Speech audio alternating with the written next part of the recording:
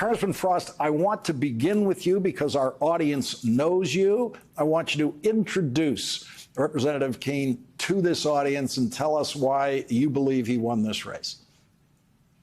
Yeah, well, thanks so much for having us on, Lawrence. And, you know, this was a race, all eyes on Florida during this race, especially since the primary. And as soon as Tom won that primary, a three-way difficult primary to win, we went to work to help ensure that he had a great field program. And the thing about Tom is he's someone who's from the community. He's a Navy veteran. He is someone who's been fighting for these issues for a long time. But he really focused in on two things that people really cared about in the district, which is, I believe, the reason that he won: abortion rights and ensuring that people have the right to an abortion and reproductive health, and also the housing affordability crisis and homeowners insurance crisis that we have here in the state of Florida. Oftentimes in these campaigns, there's a tendency to talk about everything, which is important, and Tom has positions on every issue, but he really focused in on the things that people were really thinking about, and that's why he won. And that's why he won 65 to 70% of NPAs. And that's what we're going to take this message and this model that Tom had during his campaign,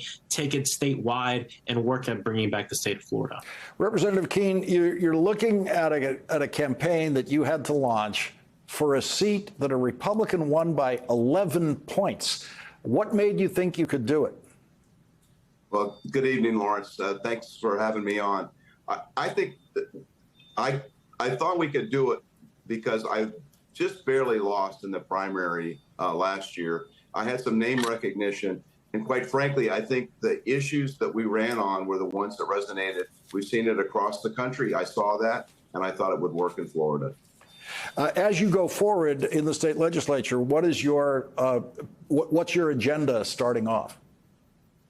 Well, right now, we want to make sure that the voters that put me in hear the issues that I talked about: reproductive freedom and the property insurance crisis that we have here in Florida.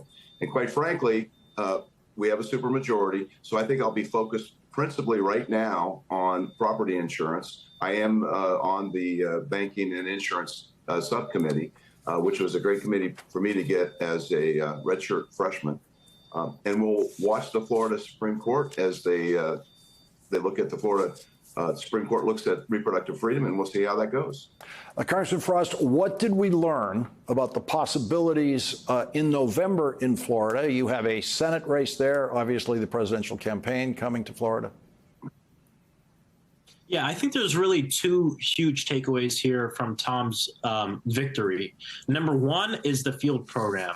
Obviously, my campaign was working hard, knocking doors alongside Tom. He had his own field program, but many other electeds in Central Florida put forward their volunteers to knock doors to get Tom elected. So I think what we saw is when we have a good field program that's knocking doors of, yes, Democrats, but also NPAs, we also knocked Republican doors. And I think that holistic approach to GOTV, get out the vote, is part of the reason that Tom won. The second thing is his message. And I know I mentioned this before, but I want to say it again. When we hone in on what the people care about, what the people are thinking about in that moment, that's what drives people out to vote. And it was mentioned before this segment.